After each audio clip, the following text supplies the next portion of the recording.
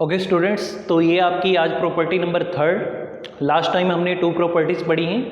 First property हमने ये पढ़ी थी कि एंगल सम प्रॉपर्टी के ट्रायंगल के 3 एंगल्स हैं इंटीरियर पार्ट में और तीनों का सम 180 के इक्वल होता है, एंगल सम प्रॉपर्टी थी। और उसके बाद नेक्स्ट हमने पढ़ी थी एक्सटीरियर एंगल प्रॉपर्टी की एक्सटीरियर जोन सा अगर हमारे पास एक साइड बाहर की तरफ प्रोड्यूस होती है तो एक्सटीरियर एंगल फॉर्म होता है और वो एक्सटीरियर एंगल सम होता है उसके इंटीरियर अपोजिट एंगल्स का। ठीक है, तो नेक्स्ट जोन सी हमारी प्रॉपर्टी है प्रॉपर्टी नंबर थर्ड। ये आपकी 2 प्रॉपर्टीज आपको यहाँ दिख रही होंगी, फर्स्ट पार्ट है और इसका सेकंड पार्ट है, एक दूसरे का कन्वर्स ही है। कन्वर्स का मतलब है एक दूसरे के उल्टा ही है ये कि if 2 sides of a triangle are equal then the angle opposite to them are also equal.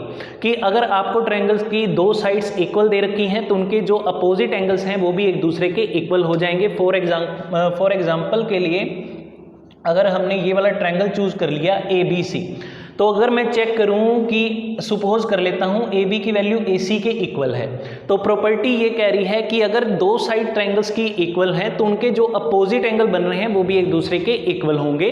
तो यहाँ पर 2 साइड्स एक दूसरे के इक्वल कौन कौन सी हैं? AB है और AC है। अब AB के अपोजिट वाला एंगल क्या है? C, और AC के अपोजिट वाला एंगल क्या है? B।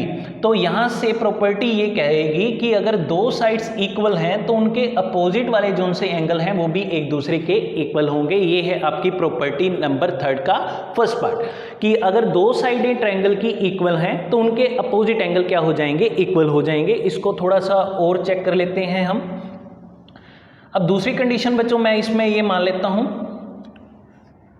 अभी हमने क्या लिया था इसमें ABC ट्रायंगल में AB AC के इक्वल लिया था और AB के अपोजिट एंगल C और AC के अपोजिट एंगल B एक दूसरे के इक्वल आ गए थे। अब दूसरी कंडीशन ले लेता हूं कि क्या सपोज कर लेते हैं कि यहाँ पर आपके पास AB की वैल्यू BC की इक्वल है। ठीक है, सपोज कर लिया। तो यहाँ पर गिवन है हमारे पास, सपोज करके हम चलते हैं तो AB is equal to BC suppose. ठीक है, सपोज कर रहे हैं कि AB की वैल्यू BC के इक्वल है। अब AB जोन सी साइड है, इसके अपोजिट वाला एंगल है आपके पास एंगल C, और BC जोन सी साइड है, इसके अपोजिट वाला एंगल कौन सा है? जो फ्रंट में है वो है आपका एंगल A। तो यहाँ से आपके पास ये कंडीशन ट्रू हो जाएगी कि अगर 2 साइड्स इक्वल हैं तो उनके अपोजिट एंगल से एक दूसरे के क्या हो जाते हैं? इक्वल हो जाते हैं। तो ये आपकी प्रॉपर्टी नंबर थर्ड का फर्स्ट पार्ट था। प्रॉपर्टी नंबर थर्ड का सेकेंड पार्ट इसका ही कन्वर्स है।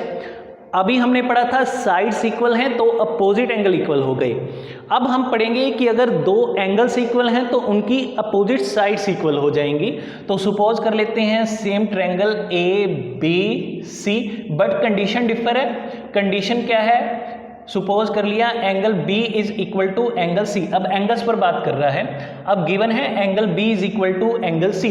तो प्रॉपर्टी ये कहेगी कि अगर आपके पास ट्रायंगल में 2 एंगल्स एक दूसरे के इक्वल हैं, if 2 angles of a triangle are equal then the side opposite to them are also equal. तो उनकी जो अपोजिट साइड्स होंगी वो एक दूसरे के इक्वल होंगी। एंगल B के अपोजिट चेक कर लेता हूँ, साइड कौन सी है? AC।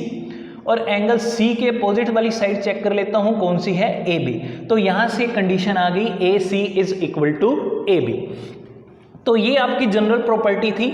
ठीक है, एक प्रॉपर्टी ही है, उसी का कन्वर्स भी ट्रू है। तो थर्ड प्रॉपर्टी हमारे पास ये है जो आज हमने डिस्कस करी है कि अगर ट्रायंगल में हमारे पास 2 साइड्स इक्वल हैं तो उनके अपोजिट एंगल एक दूसरे के इक्वल हो जाएंगे, और अगर एंगल्स इक्वल हैं तो उनकी अपोजिट साइड एक दूसरे के इक्वल हो जाएंगी। तो जैसे अब बच्चों आपका एग्जाम्पल है, फॉर एग्जाम्पल ये आपको 2 डायग्राम दे रखे हैं। तो इसमें आपको गिवन है कि this side AB is equal to AC। ये डबल डैश का यही मीनिंग है कि ये दोनों साइड्स एक दूसरे के इक्वल हैं। तो इसमें गिवन है AB is equal to AC। आपने फाइंड आउट करनी है किसकी वैल्यू? X की वैल्यू फाइंड आउट करनी है। तो इसमें अभी हम प्रॉपर्टी अपनी जोन सी अभी पढ़ी है हमने कि अगर 2 साइड्स इक्वल हैं तो उनके अपोजिट एंगल एक दूसरे के इक्वल हो जाएंगे। तो ये दोनों साइड एक दूसरे के इक्वल हैं। तो इस साइड के अपोजिट वाला एंगल है C और इस साइड के अपोजिट वाला एंगल है 50। तो दोनों एक दूसरे के इक्वल हो जाएंगे। तो ये वाला एंगल C की वैल्यू कितनी आ जाएगी? 50।